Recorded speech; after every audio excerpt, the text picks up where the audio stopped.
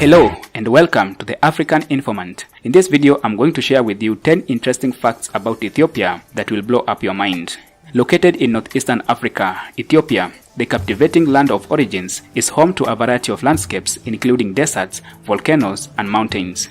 Ethiopia is one of the most fascinating countries on earth because of its rare blend of culture, rich history, and breathtaking environment. Here are some of the things about Ethiopia you probably didn't know about.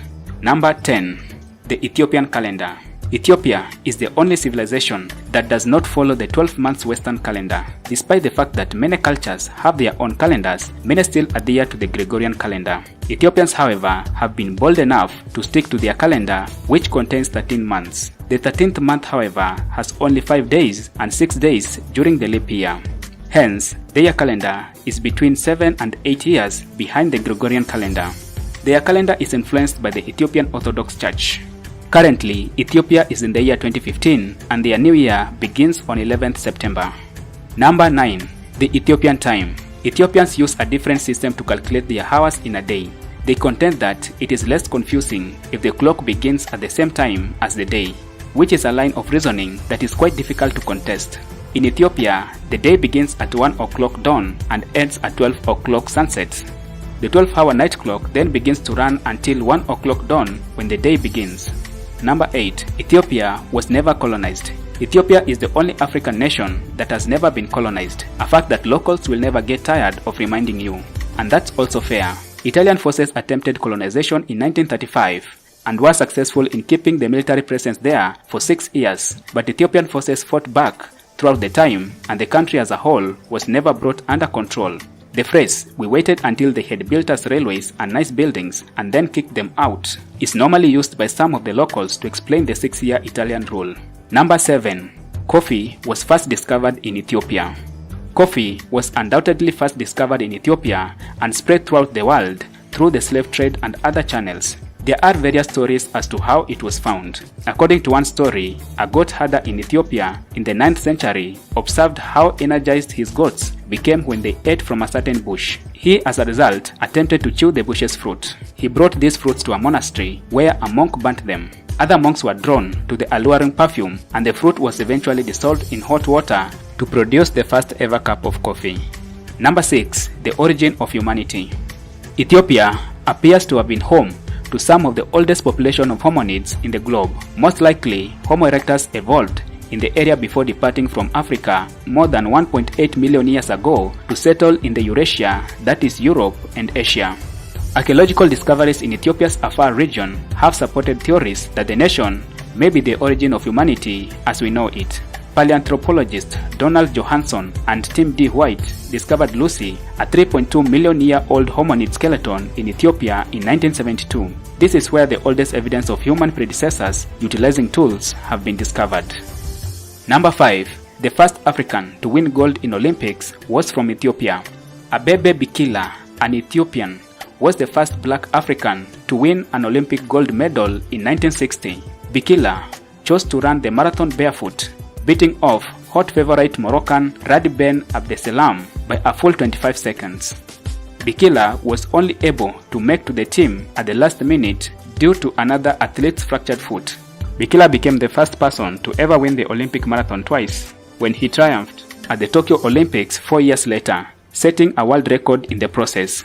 He did not appear to be exhausted when asked if he was, but he said that he could have gone for another 10 kilometers. Number 4. The second highest population in Africa. According to the Worldometer's elaboration of the most recent United Nations data, Ethiopia's population is approximately 123 million. This represents roughly 1.6% of the world's population. According to the population, Ethiopia is the world's 12th most populous nation. Nigeria is the only most populous country in Africa that comes before Ethiopia. The capital city of Ethiopia, Addis Ababa, is currently home to 5 million people.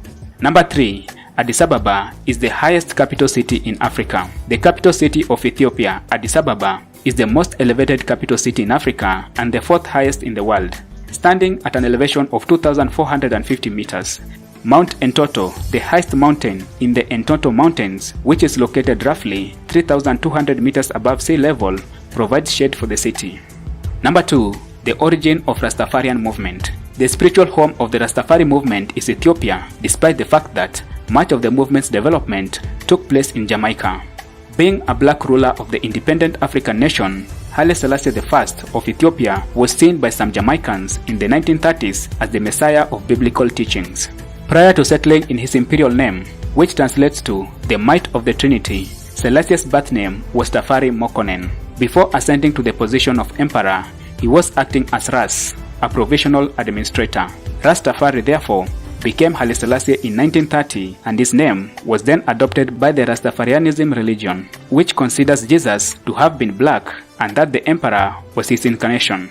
It is also claimed that the Amharic name Rastafari translates to Prince Tafari, as indicated.